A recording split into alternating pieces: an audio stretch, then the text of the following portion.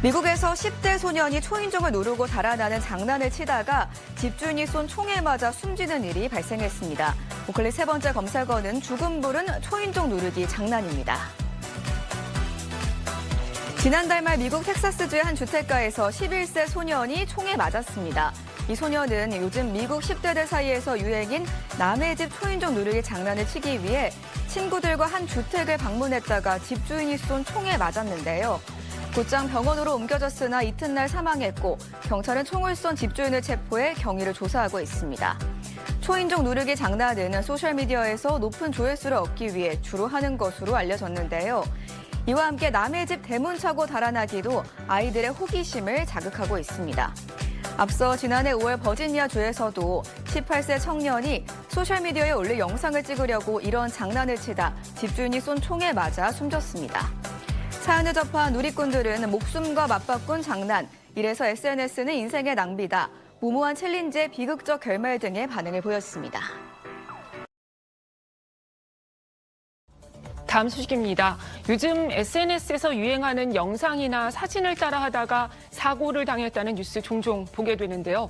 미국에서 10대 소년이 초인종을 누르고 달아나는 장난을 치다가 목숨을 잃었습니다. 틱톡 같은 SNS에 올라오는 딩동디치라는 장난입니다. 남의 집 초인종을 누르고 달아나 골탕을 먹이는 장난을 치고 영상을 찍어 올리는 겁니다. 그런데 이번엔 그냥 장난으로 끝나질 않았습니다. 토요일인 지난달 30일 밤 미국 텍사스주 휴스턴의 주택가에서 11살 소년이 친구들과 초인종 누르고 달아나기를 하다 뒤쫓아온 집주인이 쏜 총에 맞아 병원으로 옮겨졌고 다음 날 결국 숨졌습니다. 경찰은 총을 쏜 집주인을 체포해 경위를 조사 중인데요. 미국에서는 이번 사건이 10대들 사이에서 유행 중인 틱톡 조회수 올리기와 관련이 있다는 지적이 나오고 있습니다. 앞서 지난해 5월에도 똑같은 장난을 치던 18세 청년이 집주인이 쏜 총에 맞아 숨지기도 했습니다. 지금까지 뉴블더였습니다. 모두가 잠든 새벽, 복면을 쓴 남성이 총을 든 채 문 앞을 서성입니다. 갑자기 문을 쾅 발로 세게 차고 총을 겨눈 뒤 이내 달아납니다. 총기 강도처럼 보이지만 남자가 들고 있던 것은 모형총입니다. 요즘 미국 젊은 층 사이에서 SNS 놀이처럼 번지는 이른바 도어킥 챌린지입니다.